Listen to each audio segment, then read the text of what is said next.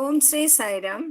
ഭഗവാന്റെ പാതാരവിന്ദങ്ങളിൽ സാഷ്ടാംഗം നമസ്കരിച്ചുകൊണ്ട് എല്ലാവർക്കും അന്തർശിവയജ്ഞത്തിന്റെ 201 ഭാഗത്തിലേക്ക് സ്വാഗതം.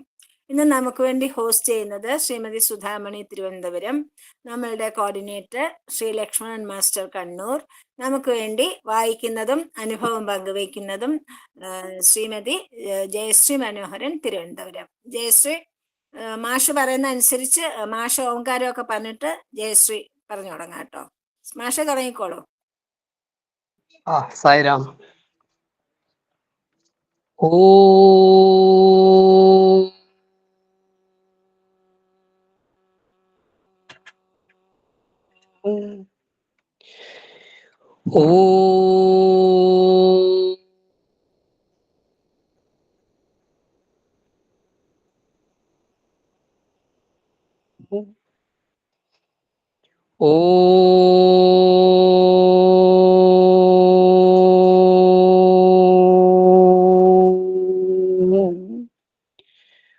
ഓം സായീശ്വരായ വിദ്മഹേ സത്യദേവായ ധീമഹി തന്നഃ സർവ പ്രചോദയാത്. ഓം സായീശ്വരായ വിദ്മഹേ സത്യദേവായ ധീമഹി തന്നഃ സർവ പ്രചോദയാത്. ഓം സായീശ്വരായ വിദ്മഹേ സത്യദേവായ തന്നഃ സർവ പ്രചോദയാത്. ഓം ശാന്തി.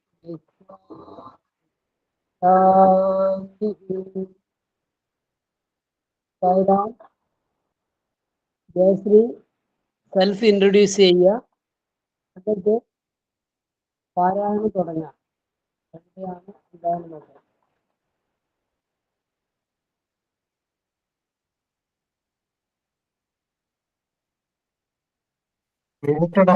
മ്യൂട്ടഡ് ആണ് യെസ് മാം, മ്യൂട്ടഡ് ആണ്. അൺമ്യൂട്ട് ചെയ്യൂ. ഓ സോറി. ഞാൻ ജയശ്രീ മനോഹരൻ, സിറ്റി സമിതിയിലെ ഒരു അംഗമാണ്, ഒരു സേവദളുമാണ്, ഒരു ബാലവികാസ് ഗുരുവുമാണ്. ഇത്രയും എനിക്ക് പറയാം. സായിരാം. സായിരാം. ശരി, ഓക്കെ, ഞാൻ പറഞ്ഞു തുടങ്ങിക്കോട്ടെ സാർ. ഓക്കെ. എല്ലാവർക്കും ആദ്യം സ്വാമിക്ക് എൻ്റെ നന്ദിയും ആരാധനാ മനോഭാവവും സമർപ്പിക്കുന്നു. എല്ലാവർക്കും എൻ്റെ വിനീതമായ സായിരാം. ജയ് സായിരാം. ഇന്ന് രാമനവമി ദിനവും കൂടെയാണല്ലോ. ഏറ്റവും നല്ലൊരു പുണ്യദിനം തന്നെ ഇത് കിട്ടിയെന്ന് പറയാൻ കിട്ടുന്നതിന് സന്തോഷമുണ്ട്. ജയ് ശ്രീറാം. ഇന്ന് ഞാൻ പറയാൻ തിരഞ്ഞെടുത്തേക്കുന്നത് ബാലവികാസ് ഗുരുക്കന്മാരോട് സ്വാമി പറഞ്ഞിട്ടുള്ള നിർദ്ദേശങ്ങളാണ്. എല്ലാവർക്കും അറിയാവുന്ന കാര്യം തന്നെയാണ്, എന്നാലും ഒന്നുകൂടെ ഓർമ്മിപ്പിക്കാൻ വേണ്ടി അത് തന്നെ ഞാൻ തിരഞ്ഞെടുത്തതാണ്. സായിരാം. ലോക സൃഷ്ടാവാണ് ബ്രഹ്മാവ്. വിഷ്ണു അതിനെ സംരക്ഷിക്കുന്നു. തിന്മകളെ നീക്കി ലോകത്തെ ശുദ്ധീകരിക്കുന്നു പരമശിവൻ. ഈ 3 കർമ്മങ്ങളാണ് ഗുരുക്കന്മാർക്കും ചെയ്യുവാനുള്ളത്. സൃഷ്ടി, സ്ഥിതി, സംഹാരം. സംഹാരം എന്ന് വെച്ചാൽ തിന്മകളെ നശിപ്പിക്കുക എന്നുള്ളതാണ് ഉദ്ദേശിക്കുന്നത്.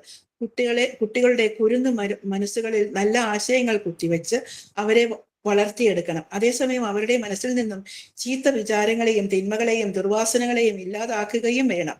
ഗുരുക്കന്മാരുടെ ജോലിയാണ് ഏറ്റവും മഹത്തായ കർത്തവ്യം ഉൾക്കൊള്ളുന്നത്. ഇന്നത്തെ കുട്ടികളെ വേണ്ട പോലെ വളർത്തി നാളത്തെ ഉത്തമ പൗരന്മാരാക്കി തീർക്കേണ്ടത് സത്യസായി ഓർഗനൈസേഷനിലെ ബാലവികാസ് ഗുരുക്കന്മാരാണ്. രാജ്യത്തിന്റെ ഭാവി നിങ്ങൾ ഈ കർത്തവ്യം എങ്ങനെ നിർവഹിക്കുന്നു എന്നതിനെ ആശ്രയിച്ചായിരിക്കും. ഗുരുക്കന്മാർ തന്നെ സത്യധർമാദികൾ ആചരിക്കുന്നില്ലെങ്കിൽ അവർക്ക് എങ്ങനെ കുട്ടികളിൽ നന്മ വളർത്തിയെടുക്കുവാൻ സാധിക്കും? മുതിർന്നവരെ കണ്ട് പഠിച്ച് അനീതികൾ ഉൾക്കൊള്ളുവാൻ കുട്ടികൾക്ക് പ്രത്യേകമായ ഒരു വാസന തന്നെയുണ്ട്. അങ്ങനെ ഗുരുക്കന്മാരുടെ സ്വഭാവ രീതിയും പെരുമാറ്റവും വളരെ സ്വാധീനമുള്ളതാണ്. അവർ സ്വന്തം പെരുമാറ്റ രീതികളിൽ പ്രത്യേകം ശ്രദ്ധ ചെലുത്തുക തന്നെ വേണം. അല്ലെങ്കിൽ വിദ്യാർത്ഥികളിൽ നിന്ന് ഭാവിയിൽ മറുചോദ്യം ഉയരുവാൻ അവകാശമുണ്ട്. ഇതൊക്കെ ഞങ്ങൾ നിങ്ങളെ കണ്ടു പഠിച്ചതാണ്, നിങ്ങളാണ് ഞങ്ങളെ പഠിപ്പിച്ചത്.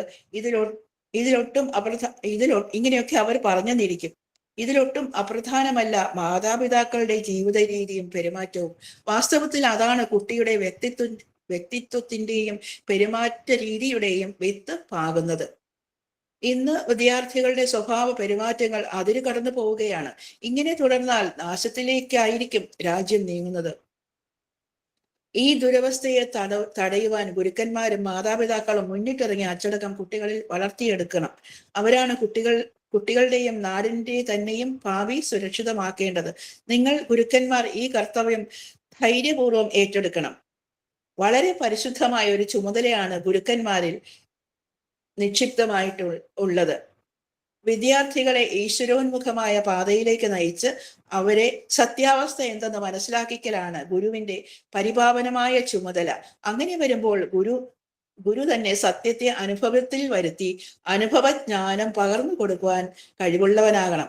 ഈ അനുഭവജ്ഞാനം കൈവന്ന ആധ്യാത്മികത വളരുവാൻ വിദ്യയും തപസ്സും അറിവും അച്ചടക്കവും അത്യന്താപേക്ഷിതമാണ്. വിദ്യ 2 തരത്തിലാണ്: ബാഹ്യവിദ്യ, ബ്രഹ്മവിദ്യ.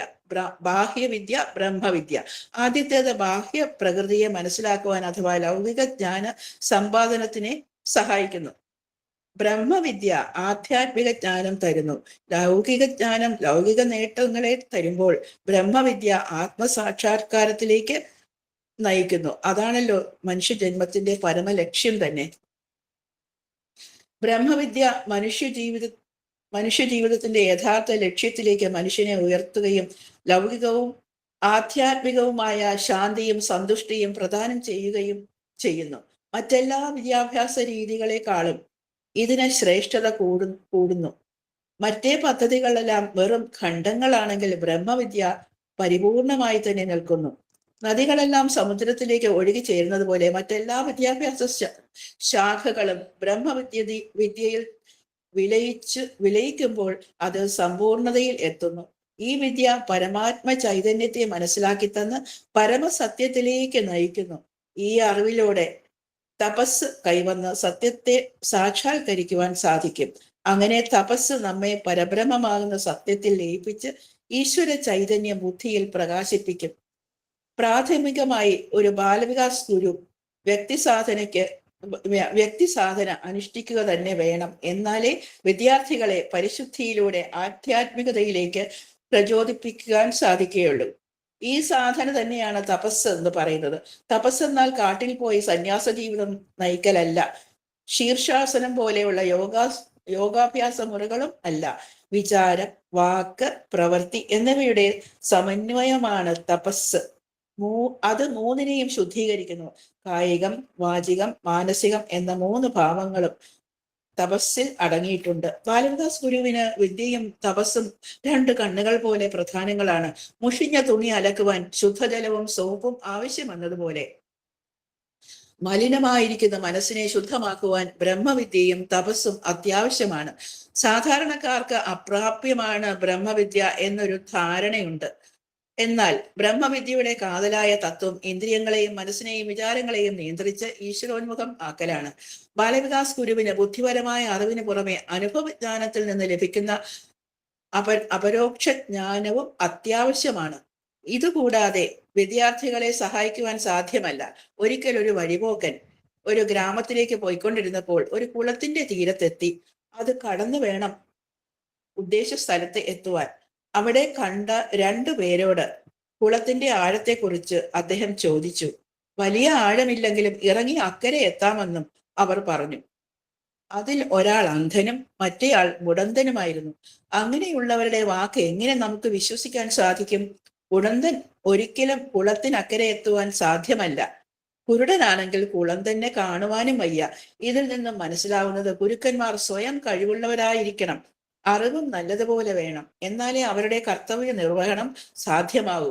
ആദർശപരമായ ഒരു ജീവിതം നയിക്കുന്നവരും പറയുന്നത് പോലെ പ്രവർത്തിക്കുന്നവരും ആയാലേ കുട്ടികളെ നേർവഴിക്ക് നയിക്കുവാൻ ഗുരുക്കന്മാർക്ക് സാധിക്കുകയുള്ളൂ. ഇതിനെ ആശ്രയിച്ചാണ് നമ്മുടെ രാജ്യത്തിന്റെ ഭാവി ഭാഗധേയം സ്ഥിതി ചെയ്യുന്നത്. ഗുരുക്കന്മാർ ആദർശപരമായ രീതിയിൽ കുട്ടികളെ കഴിവുള്ളവരാക്കി തീർക്കണം. ഗുരുക്കന്മാർ കുട്ടികളെ ഭയത്തോടും ക്ഷമയോടും സ്നേഹത്തോടും കൂടി പഠിപ്പിക്കണം. നിങ്ങൾ അത്യാഗ്രഹം ഇല്ലാത്തവരായി കുട്ടികളെ മടിയില്ലാത്തവരാക്കി തീർക്കണം. നിങ്ങളുടെ സ്വന്തം കുട്ടികളെ സ്നേഹിക്കുന്നത് പോലെ ബാലവികാസ് വിദ്യാർത്ഥികളെയും സ്നേഹിക്കുക. എല്ലാ സമയത്തും സമചിത്തത പാലിക്കുക തന്നെ വേണം. കുട്ടികൾക്ക് വേണ്ടി ചെയ്യുന്ന സേവനമാണ് ഏറ്റവും മഹത്തായത്. നമ്മുടെ രാജ്യത്തിന്റെ ഉത്തമ പാരമ്പര്യങ്ങൾ അവർക്ക് പകർന്നു കൊടുത്ത് രാഷ്ട്രത്തിന്റെ ഭാവിയെ ശോഭനമാക്കുക. മാതൃദേവോ ഭവ പിതൃദേവോ ഭവ എന്ന തത്വങ്ങൾ കുട്ടികളെ പഠിപ്പിച്ച് മുതിർന്നവരെ ബഹുമാനിക്കുവാനും ഭക്ഷണ സമയത്ത് പ്രാർത്ഥന ചൊല്ലുവാനും അവരെ പരിശീലിപ്പിക്കണം. അറിവ് സമ്പാദിച്ച് കൂടുതൽ ഉത്ബുദ്ധരാവുന്നതാണ് മനുഷ്യ ജീവിതത്തിന്റെ ലക്ഷ്യം. നമ്മളെല്ലാം ലോകമാകുന്ന യന്ത്രത്തിന്റെ ചെറിയ ചെറിയ പിന്നുകളും ബോൾട്ടുകളുമാണ്. സൃഷ്ടിയാകുന്ന വലിയ ചക്രത്തിന്റെ ഒരു ചെറിയ പല്ല് പോലെ പ്രവർത്തിച്ച് നാം ഓരോരുത്തരും ലോക ചക്രത്തിന്റെ ഭ്രമണത്തെ നിർത്താതെ സൂക്ഷിക്കണം. പ്രഥമവും പ്രധാനവുമായി നമ്മുടെ അഹങ്കാരത്തെ ഇല്ലാതെയാക്കണം. ഇതായിരിക്കണം ഒരു ബാലവികാസ് ഗുരുവിന്റെ പ്രധാന ജീവിത ഉദ്ദേശം. ഇത് ഭഗവാൻ സത്യസായി ബാബ 1978 ഗുരുക്കന്മാരുടെ കോൺഫറൻസിൽ വെച്ച് ചെയ്ത ഒരു ദിവ്യ പ്രഭാഷണത്തിൽ നിന്ന് എടുത്ത ഒരു ശകലമാണ്. സായിരാം. ഇതിവിടെ അവസാനിക്കുന്നു. സ്വാമി പാദങ്ങളിൽ സമർപ്പിക്കുന്നു. സായിരാം. സായിരാം. ഇനി അനുഭവങ്ങൾ പറഞ്ഞോളൂ. സായിരാം. സായിരാം. അന്തർശൗചം എന്ന ഈ ഒരു ഗ്രൂപ്പ് ഉണ്ടാക്കുകയും അത് നിരുപാധികം തുടർന്നു കൊണ്ടിരിക്കുകയും ചെയ്യുന്ന അതിന് പിന്നിൽ പ്രവർത്തിക്കുന്ന ഓരോരുത്തർക്കും, പ്രത്യേകിച്ച് വത്സല മേനോൻ ചേച്ചിക്ക്, എല്ലാവർക്കും എൻ്റെ നന്ദി രേഖപ്പെടുത്തുകയാണ്. എൻ്റെ വിനീതമായ നന്ദി രേഖപ്പെടുത്തുകയാണ്.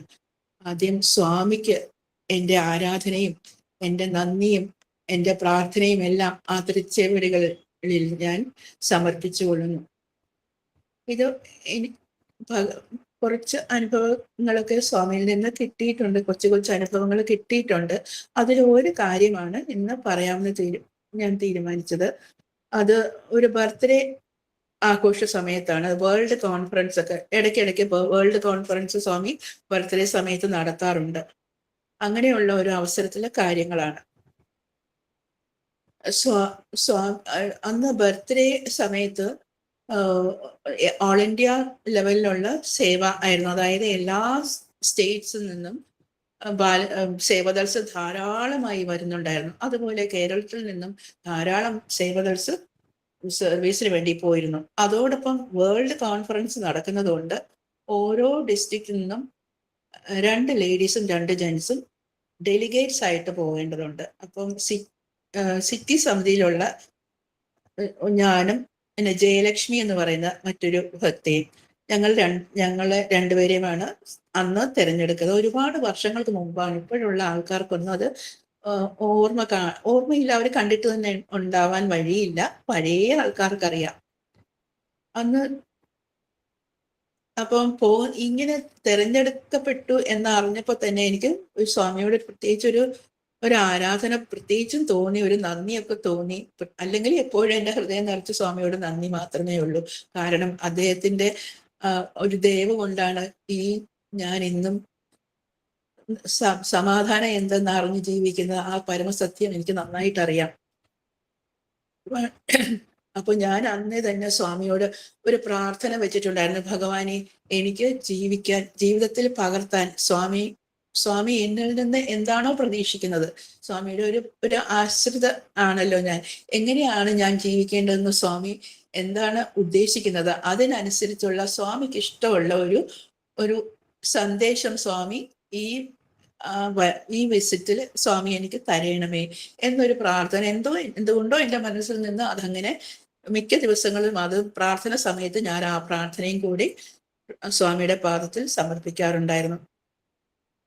ഇപ്പോൾ ബർത്ത്ഡേക്ക് ഞങ്ങൾ എല്ലാം സേവദൾസും ഡെലിഗേറ്റ്സും ഒക്കെ ആയിട്ട് ഇങ്ങനെ പോയി. ഇപ്പൊ ജയലക്ഷ്മി ഞാനും ഒരുമിച്ചായിരുന്നു യാത്ര. അങ്ങനെ എല്ലാവരും വളരെ സന്തോഷത്തിലായിരുന്നു.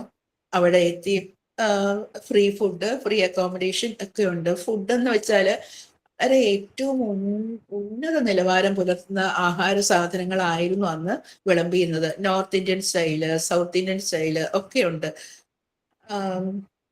അത് അന്നത്തെ ഇപ്പോഴത്തെ പോലെ ഒരുപാട് ദൂരെ ഒന്നും നടക്കണ്ട.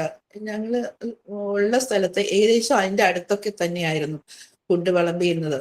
അങ്ങനെ അതൊക്കെ എൻജോയ് ചെയ്ത് പല ദിവസങ്ങൾ 3 ദിവസമായിരുന്നു ഡെലിഗേറ്റ്സിനുള്ള മീറ്റിംഗ്, വേൾഡ് കോൺഫറൻസ് നടന്നിരുന്നത്. അതിലൊക്കെ ഞങ്ങൾ പങ്കെടുക്കുകയും ഒരുപാട് കാര്യങ്ങൾ മനസ്സിലാക്കാനും സന്തോഷപ്രദമായ ദിവസങ്ങൾ ഉൾക്കൊള്ളാനും ഒക്കെ ഞങ്ങൾക്ക് സാധിച്ചിരുന്നു. അപ്പം ഒരുപാട് പലപ്പോഴും സ്വാമിയെ അടുത്ത് കാണാം, ചിലപ്പോൾ ദൂരെ ഒരു ഓറഞ്ച് പൊട്ടുപോലെ കാണാൻ പറ്റുള്ളൂ. എല്ലാം നമ്മൾ ഒരുപോലെ സ്വീകരിച്ചു, സന്തോഷമായിരുന്നു. ഇടയ്ക്കിടയ്ക്ക് സർവീസിനും പോകും. ഡെലിഗേറ്റ്സിന്റെ ആ 3 ദിവസത്തെ മീറ്റിംഗ് അതൊക്കെ കോൺഫറൻസ് കഴിഞ്ഞപ്പോൾ പിന്നെ ഫ്രീ ആയല്ലോ, അപ്പൊ സർവീസ് ചെയ്യാനും പോകും, ലഡു ഉരുട്ടാൻ പോകും. അന്ന് സ്വാമി 1,00,000 ലഡ്ഡൂസാണ് വിതരണം ചെയ്യണം എന്ന് ആഗ്രഹിച്ചത്. അതുകൊണ്ട് ദിവസങ്ങൾക്ക് മുൻപ് തന്നെ ലഡ്ഡു ഉരുട്ടാൻ തുടങ്ങി. അത് ഒരു പ്രത്യേക സന്തോഷമായിരുന്നു. ആ സമയത്ത് ഞങ്ങൾ ഭജനയൊക്കെ പാടി ലഡ്ഡു ഉരുട്ടി കൊണ്ട് ഇരുന്നു. പ്രധാന ജോലി അത് തന്നെയായിരുന്നു. അങ്ങനെ ബർത്ത്ഡേയുടെ തലേ ദിവസം വന്നു, നവംബർ 22-ാം തീയതി. അന്നത്തെ ദിവസം സ്വാമി സേവദൽസ് ആയിട്ട് വന്ന ലേഡീസിനൊക്കെ ഒരു താമര പൂവിന്റെ നിറമുള്ള സാരി ഡിസ്ട്രിബ്യൂട്ട് ചെയ്യിപ്പിച്ചിരുന്നു അവിടെയുള്ള ആൾക്കാരെ കൊണ്ട്. അത് സേവദൽസിന് മാത്രമായിട്ടുള്ളതാണെന്ന് പറയുകയും ചെയ്യുന്നതാണ് കേട്ടത്. അങ്ങനെ ഓരോ ഈ താമരപ്പൂവിന്റെ നിറത്തിലുള്ള ആ സാരിയൊക്കെ ഇങ്ങനെ എല്ലാരെയും കാണിക്കുകയാണ് കിട്ടിയവര്. അതിങ്ങനെ അന്യോന്യം അങ്ങോട്ടും ഇങ്ങോട്ടും അത് കാണിക്കുകയാണ്. അതൊക്കെ ഞങ്ങൾ ഈ കിട്ടാത്ത ഡെലിഗേറ്റ്സ് അതൊക്കെ കണ്ട് സ്ത്രീ സഹജമായിട്ടുള്ള ഒരു സങ്കടവും ഒരു നിരാശയൊക്കെ ആയിട്ട് ഞങ്ങൾ ഇങ്ങനെ നിൽക്കുകയാണ്. പക്ഷെ അതിനിടയ്ക്ക് കുറച്ചു പേര് ഡെലിഗേറ്റ്സും അവിടെ പോയി ഞങ്ങൾ സേവദൽസ് ആണെന്ന് പറയുകയും ആ സാരി അവർ വാങ്ങുകയും ചെയ്തു. പക്ഷെ എനിക്കും ജയലക്ഷ്മിക്കും അത് തോന്നിയില്ല. ഞങ്ങൾ അവരുടെ അടുത്ത് എത്തിയപ്പം ഞങ്ങൾ ഡെലിഗേറ്റ്സ് ആണ്, സേവദൽസ് അല്ല എന്നുള്ള സത്യം അന്ന് പറഞ്ഞു. അപ്പൊ അവര് പറഞ്ഞു ഇല്ല, സേവദൽസിന് മാത്രമുള്ള സാരിയാണ്, ഡെലിഗേറ്റ്സിനില്ല, സോറി. അപ്പൊ ഞങ്ങൾ അത് കിട്ടിയില്ലല്ലോ, അങ്ങനെ തിരിച്ചു നടന്നു. അങ്ങനെ എന്നാലും മനസ്സിൽ നല്ല സന്തോഷമായിരുന്നു. അങ്ങനെ പിന്നെ ബർത്ത്ഡേ ദിവസമായി ഒരു 4:30 മണി, ഏകദേശം നേരം വെളുത്തില്ല, അതിനു മുമ്പ് 4:30 മണിയായപ്പോ തന്നെ എല്ലാവരും ലൈനായിട്ട് ഓരോ ഗ്രൂപ്പുകാരും ഓരോ സ്റ്റേറ്റുകാരും ലൈനായിട്ട് സേവദൽസും ഡെലിഗേറ്റ്സും ഒക്കെ അവിടെ നിൽക്കണമെന്ന് പറഞ്ഞിരുന്നത്. ഗണപതി കോവിലിന്റെ അടുത്തുനിന്നാണ് നമ്മൾ ഹിൽവ്യൂ സ്റ്റേഡിയത്തിലോട്ട് നടന്നു പോകേണ്ടത്. അങ്ങനെ 4:30 മണിക്ക് തന്നെ അവിടെ നമ്മൾ നടക്കാൻ തുടങ്ങി. അവിടെ എത്തി. എന്നിട്ട് പോലും ഞങ്ങൾക്ക് കിട്ടിയത് ഹനുമാൻ സ്വാമിയുടെ പാദത്തിന്റെ അടുത്ത്, ആ വലിയ ഹനുമാൻ സ്വാമി ഉണ്ടല്ലോ, അതിന്റെ പാദത്തിന്റെ താഴെ കുറെ സ്റ്റെപ്സ് ഉണ്ടല്ലോ, ഒരുപാട് വലിയ വലിയ സ്റ്റെപ്സ് ഉണ്ട്. അപ്പൊ ഹനുമാൻ സ്വാമിയുടെ പാദത്തിന്റെ താഴെയായിട്ടുള്ള സ്റ്റെപ്സിലായിരുന്നു എനിക്കും ജയലക്ഷ്മിക്കും ഒക്കെ ഇരിക്കാൻ സ്ഥലം കിട്ടിയത്. നിറച്ചും ആൾക്കാരായിരുന്നു. അങ്ങനെ എല്ലാവരും സ്വാമി വരുന്നതും കാത്തിരുന്നു. നേരം വെളുത്തിട്ടില്ല, സൂര്യൻ ഉദിച്ചിട്ടില്ല, എന്നാൽ പോലും നിറച്ച് ലൈറ്റ് ഉള്ളതുകൊണ്ട് അങ്ങോട്ടും ഇങ്ങോട്ടും നല്ലപോലെ കാണാനും ഇലൂമിനേഷനൊക്കെ ധാരാളമായിട്ടുണ്ടായിരുന്നു. അപ്പൊ അതിഗംഭീരമായ ഹിൽവ്യൂ സ്റ്റേഡിയത്തിന്റെ ആ ബർത്ത്ഡേ സെലിബ്രേഷൻ കൊണ്ടാടിക്കൊണ്ടിരിക്കുകയായിരുന്നു. സ്വാമി 1,00,000 ലഡ്ഡൂസ് വിതരണം ചെയ്യുന്നു എന്ന് പറഞ്ഞ് അവിടെ അടുത്തുള്ള ആൾക്കാര് ധാരാളമായി വന്നിരുന്നു. അവർക്കല്ലെങ്കിൽ എന്നും സ്വാമിയെ കാണാമല്ലോ. അപ്പൊ അങ്ങനെ ഒരുപാട് പേര് അങ്ങനെയും വന്നിരുന്നു. അപ്പം സ്വാമിയുടെ വരവായി ഒരു പ്രത്യേക മ്യൂസിക്, അന്നേരം ഒരു പ്രത്യേക മ്യൂസിക്കാണ് ഇട്ടത്. ഭഗവാന്റെ കാറ് മെല്ലെ മെല്ലെ ഒഴുകി വന്നു. ഭഗവാൻ 14 ലോകങ്ങളുടെയും സൃഷ്ടി സ്ഥിതി സംഹാരകനായ സ്വാമി ശ്രീ സത്യസായി ബാബ സ്റ്റേഡിയത്തിലേക്ക് അദ്ദേഹത്തിന്റെ കാറ് മെല്ലെ മെല്ലെ ഒഴുകിയെത്തി. ആ കാർ വളരെ സ്പീഡ് കുറച്ചാണ് എല്ലാവർക്കും കാണാൻ പറ്റുന്ന രീതിയിൽ. ആ കാറെങ്കിലും ഒന്ന് കണ്ട് തൊഴുവാൻ പറ്റിയതിൽ വളരെ സന്തോഷം തോന്നി. നമ്മളിപ്പോ ഒരുപാട് ദൂരെ ആയിരുന്നുകൊണ്ട് കാറ് മാത്രമേ കാണാൻ പറ്റുന്നുള്ളായിരുന്നു. സ്വാമി ഇടയ്ക്ക് ഇങ്ങനെ കൈയൊക്കെ ഒന്ന് ഇങ്ങനെ വേവ് ചെയ്ത് കാണിക്കുന്നുണ്ടായിരുന്നു. അപ്പൊ എല്ലാ ആദരവും എല്ലാ സന്നാഹങ്ങളോടും കൂടി സ്റ്റേജിലേക്ക് സ്വാമിയെ ആനയിച്ചിരുത്തി. ദേവോചിതമായ രാജോചിതം എന്നൊന്നും പറഞ്ഞാൽ പോരാ, ദേവോചിതമായി തന്നെ സർവസന്നാഹങ്ങളോടും ആരവങ്ങളോടും കൂടി സ്വാമി സ്റ്റേജിലേക്ക് ആനയിക്കപ്പെട്ടു. വെടി വെടി മുഴക്കങ്ങളൊക്കെ ധാരാളമായിട്ടുണ്ടായി. സായി ഗീതയ്ക്ക് പുറമെ വേറെയും ചില ആനകൾ അവിടെ നെറ്റിപ്പട്ടവും ഒക്കെ ആയിട്ട് അണിഞ്ഞൊരുങ്ങി നിൽക്കുന്നുണ്ടായിരുന്നു. പിന്നെ അപ്പോഴും നേരം വെളുത്തിട്ടില്ല. ഈ ലൈറ്റിന്റെ വെളിച്ചം കൊണ്ടാണ് എല്ലാം കാണാൻ സാധിക്കുന്നത്. അപ്പം അങ്ങ് അകലെ ആ നിരകളുണ്ടല്ലോ, അങ്ങ് ദൂരെയായിട്ട് നമുക്ക് കാണാൻ പറ്റും. മലനിരകൾ ഇങ്ങനെ ഉണ്ട്. അവിടെ ഒരു ഓറഞ്ച് നിറം പോലെ കാണാൻ തുടങ്ങി. അപ്പൊ സൂര്യൻ ഉദിക്കാറായി എന്ന് നമ്മൾ അനുമാനിച്ചു. അപ്പം അപ്പോഴും ഭഗവാൻ അങ്ങനെ മെല്ലെ വന്ന് കാറിൽ നിന്ന് ഇറങ്ങി സ്റ്റേജിലോട്ട് കടന്ന് ആ ത്രോണില് സ്വാമിയുടെ ആ പ്രത്യേക ഒരു ത്രോൺ ഉണ്ടല്ലോ, അതിലോട്ട് മെല്ലെ. അന്ന് സ്വാമി വീൽ ചെയറിന്റെ ഒന്നും ആവശ്യമില്ല. സ്വാമി തന്നെയാണ് എല്ലാം ചെയ്യുന്നത്. സ്വാമി വന്ന് ആ ത്രോണിൽ ഇരുന്നിട്ട് ഭഗവാൻ തന്റെ ആ തൃച്ചെവിടികൾ രണ്ടും മെല്ലെ ആ ഡ്രസ്സ് സ്വല്പം ഒന്ന് മാറിക്കിടന്നുകൊണ്ട് ആ രണ്ട് പാദങ്ങളും നമുക്ക് പ്രത്യേകം കാണാൻ സാധിക്കുമായിരുന്നു. മെല്ലെ എടുത്ത് ആ പാദപീഠത്തിന്റെ മുകളിൽ എടുത്തു വെച്ചതും സൂര്യദേവൻ തന്റെ അന്നത്തെ ആദ്യ കിരണങ്ങൾ ആ തൃച്ചെവടികളിൽ അർപ്പിക്കുന്നതായി നമുക്ക് കാണാൻ സാധിച്ചു. അന്നത്തെ ആദ്യമായ ആ കിരണങ്ങൾ പെട്ടെന്ന് ഒരു സ്ലാൻഡിങ് മോഡിലാണ് വന്നത്. ആ മലയുടെ മുകളിലോട്ട് സൂര്യൻ എത്തി. പെട്ടെന്ന് അത് സ്ലാൻഡിങ് ആയിട്ട് വന്ന് ഭഗവാന്റെ തൃച്ചെവടികളിൽ തന്നെ ആ ലൈറ്റ് രശ്മികൾ വന്ന് പതിക്കുന്നത് നമ്മൾ എല്ലാവരും കണ്ടു. ലക്ഷോപലക്ഷം ഭക്തജനങ്ങൾ ഇത് കണ്ടുകൊണ്ടിരിക്കുകയാണ്. നമുക്കത് മനസ്സിലായി. അത് കണ്ട എല്ലാവർക്കും മനസ്സിലായി, സൂര്യ ഭഗവാൻ ശ്രീ ശ്രീ ശ്രീ സത്യസായി ബാബയുടെ പാദങ്ങൾ വണങ്ങുന്നത് നമ്മൾ വ്യക്തമായി നമുക്കത് മനസ്സിലായി.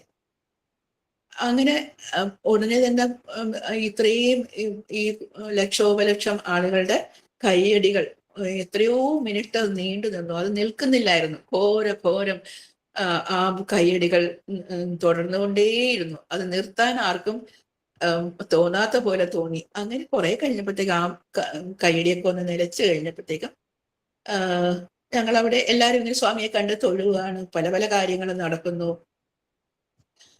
അപ്പം ഞങ്ങളുടെ മനസ്സിൽ ആ സാരി കിട്ടാത്തതിന്റെ സങ്കടമെല്ലാം ഡിലീറ്റ് ആയിപ്പോയി. അതോടുകൂടി ഭഗവാൻ, അതായത് സാക്ഷാൽ സൂര്യ ഭഗവാൻ സ്വാമിയെ നമസ്കരിക്കുന്നത് കണ്ടപ്പോൾ, ശരിക്കും അത് തന്നെയായിരുന്നു അവിടെ നടന്നത്. കണ്ടവർക്ക് മനസ്സിലാകും. അത് കണ്ടപ്പോൾ ഒരു വേൾഡ്ലി ആയിട്ടുള്ള ആഗ്രഹങ്ങൾ ഞങ്ങളുടെ മനസ്സിൽ നിന്ന് അങ്ങ് പോയി. നമ്മളത് മറന്നുപോയി. അതിന് പകരം ഈ ദൈവികമായിട്ടുള്ള ആഗ്രഹങ്ങൾ നമ്മുടെ മനസ്സിൽ കൂടുതൽ പൊങ്ങാൻ തുടങ്ങി. അപ്പം സ്വാമിയിൽ നിന്ന് ഒരു ദിവ്യ സന്ദേശം കിട്ടണമേ എന്നുള്ള പ്രാർത്ഥന എനിക്ക് കൂടുതലായിട്ട് തോന്നി തുടങ്ങി.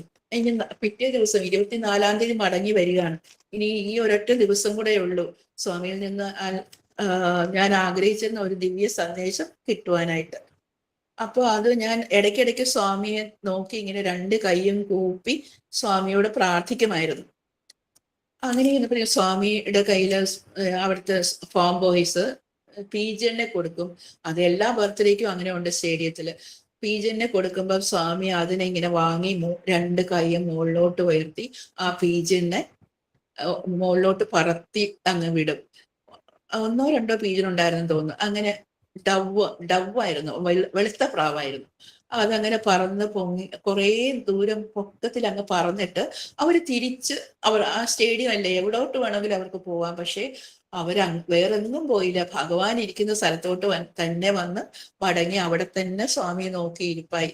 ശരിക്കും നോക്കൂ, ആ വെള്ളപ്രാവുകൾക്ക് പോലും ഭഗവാന്റെ സാമീപ്യം കൊതിക്കുന്നു. അതിൽ നിന്ന് മാറിപ്പോകാൻ അവർക്ക് ഇഷ്ടപ്പെടാത്തതുപോലെ തോന്നി. അങ്ങനെ അപ്പോഴത്തേക്കും ഹെലികോപ്റ്റർ വന്നു. ഹാപ്പി ബർത്ത്ഡേ സ്വാമി എന്ന് ആലേഖനം ചെയ്ത തോരണങ്ങൾ അതിലിങ്ങനെ വലുതായിട്ട് എല്ലാവർക്കും വായിക്കാൻ പറ്റുന്ന രീതിയിൽ വലുതായിട്ട് എഴുതി ഇങ്ങനെ തൂക്കിയിട്ടിട്ടുണ്ടായിരുന്ന ഒരു മാല പോലെ. പിന്നെ അതിൽ നിന്ന് ഹെലികോപ്റ്ററിൽ നിന്ന് ധാരാളം പല നിറത്തിലും തരത്തിലുമുള്ള പുഷ്പങ്ങൾ ചൊരിയുന്നുണ്ടായിരുന്നു. അതിൽ നിന്ന് ഇങ്ങനെ വാരി ഇങ്ങനെ ചൊരിയുന്നുണ്ടായിരുന്നു. പിന്നെ കുറെ പല കളറിലുള്ള പേപ്പർ, മിനുക്കമുള്ള ഒരു കുറച്ച് പേപ്പറും ഒക്കെ അവരിങ്ങനെ ഇട്ടുകൊണ്ടേയിരുന്നു. അപ്പോൾ സൂര്യഭഗവാൻ അന്നേരം ഉദിച്ചു കഴിഞ്ഞല്ലോ. അപ്പൊ സൂര്യന്റെ ആ വെളിച്ചം കൂടെ തട്ടുമ്പം ആ മിനുക്കമുള്ള പേപ്പറൊക്കെ ഒരു ഒരു എന്താ ഒരു വിബ്ജിയോർ കളറൊക്കെ നമുക്ക് കാണാൻ പറ്റുന്ന പോലെ തോന്നി. അതായത് മഴവില്ലിന്റെ കളറൊക്കെ അതിലൂടെ ഇങ്ങനെ കാണാൻ പറ്റുന്ന പോലെ നമുക്ക് തോന്നി. അങ്ങനെയായിരുന്നു. ശരിക്കും ആകെ ഒരു സന്തോഷത്തിൻ്റെതായ ഒരു മഹാപ്രളയമായിരുന്നു എല്ലാവരുടെയും മനസ്സിൽ അന്നേരം ഉണ്ടായിക്കൊണ്ടിരുന്നത്. സന്തോഷമായിരുന്നു. സന്തോഷം കൊണ്ട് ഇനി എന്ത് പറയണം, എന്ത് ചെയ്യണം എന്നറിയില്ല. എല്ലാവരുടെയും മനസ്സ് സന്തോഷിക്കുക മാത്രമായിരുന്നു. അപ്പം ഓരോരുത്തരും അവരവരുടേതായ ആ ഭക്തിയും സ്നേഹവും ഒക്കെ സ്വാമിയോട് പ്രദർശിപ്പിക്കുക. സൂര്യ ഭഗവാൻ മുതൽ പീജിയൻ വരെ. അപ്പോഴെല്ലാം സ്വാമി തിരിച്ചും സ്വാമിയുടെ സ്നേഹവും കരുതലും അങ്ങോട്ടും തരുന്നുണ്ടായിരുന്നു. ഹെലികോപ്റ്റർ വന്നപ്പോൾ സ്വാമി ഇങ്ങനെ മുഖമുയർത്തി അത് തന്നെ നോക്കിയിരുന്നു. അവരതൊന്ന് ഓരോന്നും സ്വാമി നോക്കുന്നതിൻ്റെ കൂടുതൽ കൂടുതൽ സാധനങ്ങൾ അവരതൊന്ന് അയച്ചുകൊണ്ടേയിരുന്നു. അപ്പം ഇങ്ങനെ ധാരാളം പൂക്കളും മറ്റും അവര് ഉതിർത്തുകൊണ്ടേയിരുന്നു. അങ്ങനെ ഇരുന്നപ്പോഴത്തേക്കും പെട്ടെന്ന് എന്റെ മനസ്സിൽ ഇനി നാളെ പോവുകയല്ലേ, എനിക്ക് ഇതുവരെയും എനിക്ക് സ്വാമി തരണേ എന്ന് ഞാൻ പ്രാർത്ഥിച്ചിരുന്ന ആ ദിവ്യ സന്ദേശം എനിക്ക് ഇതുവരെ കിട്ടിയില്ലല്ലോ സ്വാമി, ഇനി കുറച്ചു നേരം കൂടെ ഉള്ളൂ എന്ന് എന്റെ ഒരു മനസ്സിൽ അങ്ങനെ തോന്നിയിട്ട് 2 കൈയും കൂപ്പി, ഒരുപാട് ദൂരെയാണ് ഭഗവാൻ ഇരിക്കുന്നതെങ്കിലും നല്ലവണ്ണം കാണാമായിരുന്നു. അപ്പൊ 2 കൈയും കൂപ്പി സ്വാമിയോട് ഞാൻ ഉറച്ചു തന്നെ അങ്ങ് പ്രാർത്ഥിച്ചു, ഭഗവാനെ എനിക്ക് ഇതുവരെ ആ ദിവ്യ സന്ദേശം കിട്ടിയില്ലല്ലോ സ്വാമി, സ്വാമിക്ക് ഇഷ്ടമുള്ള എനിക്ക് തരാനുള്ള ദിവ്യ സന്ദേശം തരയണമേ സ്വാമി എന്ന് ശരിക്കും ഞാൻ കരഞ്ഞുകൊണ്ട് തന്നെ ഞാൻ ഉറച്ചങ്ങ് പറഞ്ഞു. അപ്പം ജയലക്ഷ്മി ഇതെല്ലാം കേട്ടോണ്ടിരിക്കുന്നു, കണ്ടുകൊണ്ടിരിക്കുന്നു. ജയലക്ഷ്മിയോട് ഞാൻ നേരത്തെ തന്നെ പറഞ്ഞിരുന്നു എന്റെ ഈ ആഗ്രഹം. അപ്പം ജയലക്ഷ്മി ചിരിക്കുകയായിരുന്നു. അവർക്ക് നല്ലൊരു രസമായിട്ട് തോന്നി എന്റെ പ്രാർത്ഥനയും യാചനയും ഒക്കെ കണ്ടപ്പം. അപ്പം ഹെലികോപ്റ്റർ പെട്ടെന്ന് ഒരുപാട് ദൂരെയായിരുന്നു. ആ സമയത്ത് ഹെലികോപ്റ്റർ ഇങ്ങനെ ചുറ്റിക്കൊണ്ടേയിരിക്കും, സ്പീഡ് കുറച്ച് ചുറ്റിക്കൊണ്ടേയിരിക്കും ആ സ്റ്റേഡിയത്തിന് ചുറ്റും. ഇടയ്ക്കിടയ്ക്ക് സ്വാമിയെ വന്നിങ്ങനെ കുമ്പിടുന്ന പോലെ ഒരു പ്രത്യേക രീതിയിൽ പറന്നു വരികയൊക്കെ ചെയ്യും. അപ്പൊ ഈ സമയത്ത് കോപ്റ്റർ ഒരുപാട് ദൂരെയായിരുന്നു. അപ്പൊ ഞാനിങ്ങനെ പ്രാർത്ഥിച്ചു കഴിഞ്ഞതും ആ ഹെലികോപ്റ്റർ ഹനുമാൻ സ്വാമിയുടെ അടുത്തോട്ട് പറക്കുന്ന പോലെ തോന്നി. അങ്ങനെ പറന്നിട്ട് പെട്ടെന്നൊരു കാറ്റ്, ഒരു ചെറിയൊരു ബ്രീസ് ഉണ്ടായി. അപ്പോൾ അവര് അതിന്ന് ആ സമയത്ത് കുറേ ഇങ്ങനെ പേപ്പറും പൂക്കളും ഒക്കെ, വർണ്ണക്കടലാസുകളും പൂക്കളും ഒക്കെ വാരി ഇങ്ങനെ എറിഞ്ഞു. അതിനിടയ്ക്ക് ഒരു മഞ്ഞ പേപ്പർ, ഒരു കൊച്ചു തുണ്ട് മഞ്ഞ പേപ്പർ വീഴുന്ന ഞാൻ കണ്ടു. അപ്പൊ എന്റെ മനസ്സിൽ ഇങ്ങനെ തോന്നി, ആ മഞ്ഞ പേപ്പർ എനിക്കുള്ള സന്ദേശമായിരിക്കുമോ? എന്നിട്ട് ഞാൻ അവിടെ നിന്ന് ഉറച്ചതൊക്കെ പറയുന്നുണ്ടായിരുന്നു. അപ്പൊ ജയലക്ഷ്മി ആകെപ്പാടെ രസം പിടിച്ചിരിക്കുക. എന്നിട്ട് പിന്നെ ഇപ്പൊ നിങ്ങൾക്കുള്ള സന്ദേശം ഇപ്പൊ ആ പേപ്പറിൽ ഹെലികോപ്റ്റർ നയിക്കാനാ പോകുന്നത്, ഇതെന്തൊരു വട്ട, ഇങ്ങനെയൊക്കെ ജയലക്ഷ്മി കൂടെ ഇരുന്ന് പെറുപിറുക്കുന്നുണ്ടായിരുന്നു. ഞാൻ പറഞ്ഞു സാരല്ല, ഇതും ഒരു വട്ട് തന്നെ, ഇതെനിക്ക് ഇഷ്ടമുള്ള വട്ടാണെന്നൊക്കെ ഞാൻ തിരിച്ചും പറയുന്നുണ്ടായിരുന്നു. എല്ലാവരും അവരവരുടേതായ രീതിയിലുള്ള ആ ഭക്തി വട്ട് പ്രദർശിപ്പിക്കുന്നുണ്ടായിരുന്നു എന്നുള്ള ഒരു സത്യം തന്നെയായിരുന്നു. ഞാൻ പെട്ടെന്ന് ആ മഞ്ഞ പേപ്പർ മെല്ലെ താഴോട്ട് ആ കാറ്റത്ത് ഇങ്ങനെ ആടിയാണ് ആ താഴോട്ട് വീഴുന്നത്. ഒരു കുഞ്ഞു പേപ്പറായിരുന്നു, വളരെ വെയിറ്റ് കുറഞ്ഞതായിരുന്നെന്ന് തോന്നുന്നു. അപ്പൊ ഞാൻ ഇത് കണ്ടപ്പോഴത്തേക്കും എന്റെ അടുത്തോട്ടാണ് ഇത് പറന്നു വരുന്നത്. അപ്പൊ ഞാൻ 2 കൈകളും തൊഴുന്ന രീതിയിൽ ഭഗവാന്റെ മുൻപോട്ട് ഇങ്ങനെ നീട്ടി തൊഴുത് കാണിച്ചിട്ട് 2 കൈയും ഉയർത്തി പിടിച്ച് ആ അല്പം ഒന്ന് വിടർത്തി പിടിച്ച് കൈ രണ്ടും ഇങ്ങനെ എന്തെങ്കിലും വീഴുകയാണെങ്കിൽ കയ്യിലോട്ട് വീഴാൻ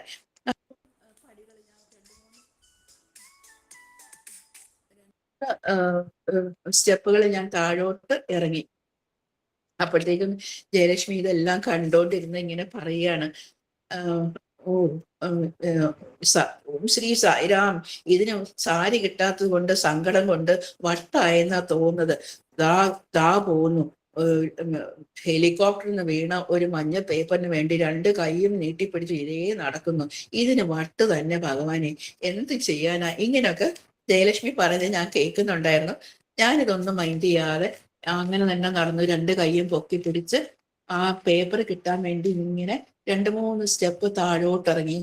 സത്യം പറയാണ്, ആ മഞ്ഞ പേപ്പർ എൻ്റെ ഈ കൈകൾക്കുള്ളിൽ തന്നെ വന്ന് പതിച്ചു.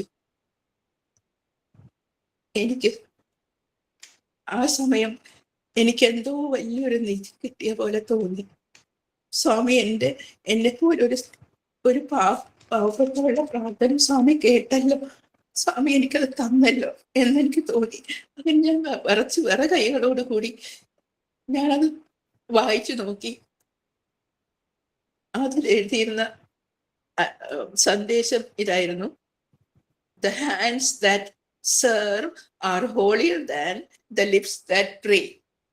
Hands that serve are holier than the lips that pray. അതായിരുന്നു എനിക്ക് കിട്ടിയ സന്ദേശം. സേവ ചെയ്യുന്ന കൈകൾക്കാണ് പ്രാർത്ഥിക്കുന്ന ചുണ്ടുകളേക്കാൾ നന്മ എന്നുള്ള അർത്ഥം. ശരിക്കും പറഞ്ഞ ഇതാ ഞാൻ സ്വാമി അന്ന് എനിക്ക് കന്യ നൽകിയ ആ ഉപദേശം ഇന്നും ഞാൻ അത് എൻ്റെ ജീവിതത്തിൽ പകർത്താൻ ശ്രമിച്ചുകൊണ്ടിരിക്കുന്നു. അത്ര ശരിയാവുന്നില്ലെങ്കിലും തെറ്റുകുറ്റങ്ങൾ ഒരുപാടുണ്ടെങ്കിലും ഞാൻ ഇന്നും അതിനുള്ള ശ്രമത്തിലാണ്. സ്വാമി എനിക്ക് തന്ന ആ സർവീസ് ചെയ്യാനുള്ള നിർദ്ദേശമാണ് എനിക്ക് കിട്ടിയത്. ഞാൻ എൻ്റെ നന്ദിയും സ്നേഹവും സ്വാമിയുടെ പാതാരബന്ധങ്ങളിൽ ഒരുപാടധികം സമർപ്പിക്കുന്നു. ഇത് കേട്ടുകൊണ്ടിരുന്ന ജേസു ഒരുപാട് സേവ ചെയ്യുന്നുണ്ടല്ലോ എത്രയോ കാലം കൊണ്ട്. സ്വാമിയുടെ അനുഗ്രഹമല്ലേ. സൈറാം സൈറാം. ബ്യൂട്ടിഫുൾ ജയശ്രീ. ഇനി സ്വാമിയുടെ പ്രസന്റേഷൻ. സൈറാം.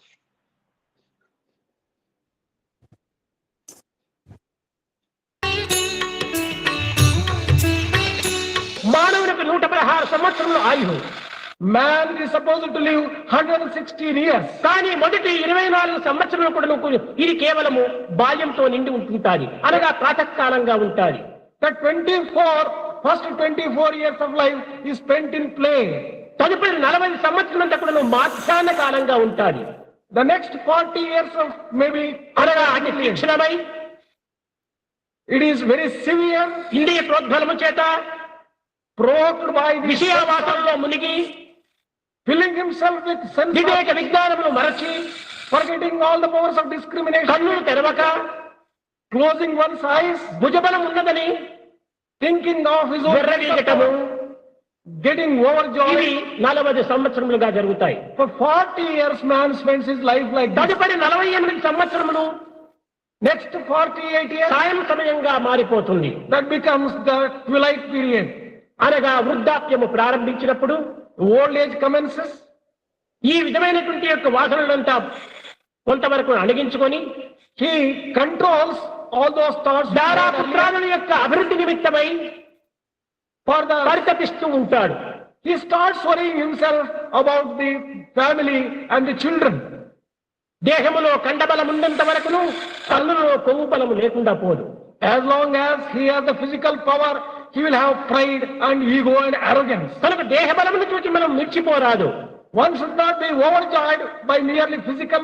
ఈ దేహం అనేటువంటిది కేవలము ఐసుగడ్డ వంటిది. క్షణమునకు దీని ఆయు ప్రమాణం కరిగిపోతూ ఉంటాది. The strength and power of the physical body melts away like a stone of ice over a period of time. ఇంకా ధనబలము చూస్తామా అంటే అది ధనబలం మరింత అనిత్యము. Same thing is true of the power of wealth. ధనము ఉండినంత వరకు తాను అనేక రకమైనటువంటి యొక్క పాటను పడవచ్చును. As long as he commands wealth, he may be able to just enjoy. ధనము తరిగిపోగానే అతని ముఖం చూసేటువంటి వారు ఎవరు కూడా ఉండరు. The moment he loses wealth, there will be none who would even look at his face. అతి అంధకారము కమ్ముకుంటుంది. He will be filled with blindness and darkness. ఇది కేవలం మంచు వంటి ఒక మించు వంటిది. This is like a flash and a lightning. మించిన తక్షణమే గొప్ప ప్రకాశం వస్తుంది. When there is light, కానీ వెనువెంటనే అంధకారము క్రమ్ముకుంటుంది.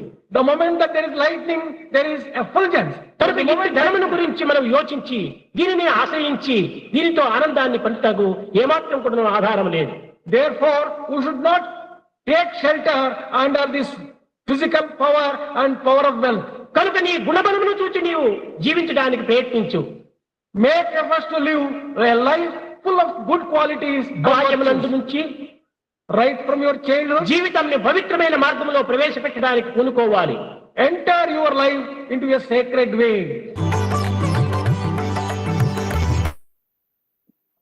സൈറാം. ജയശ്രീനി ഭജന പഠിക്കണം. ഓക്കെ, സായിരാം. എനിക്ക് അറിയാൻ പറ്റുന്ന കണക്ക് ഞാൻ പാടാം. ഇന്ന് ശ്രീരാമനവമി ദിനമായതുകൊണ്ട് ശ്രീരാമചന്ദ്രനെ പറ്റിയുള്ള ഒരു ചെറിയ ഭജനയാണ് തിരഞ്ഞെടുത്തത്.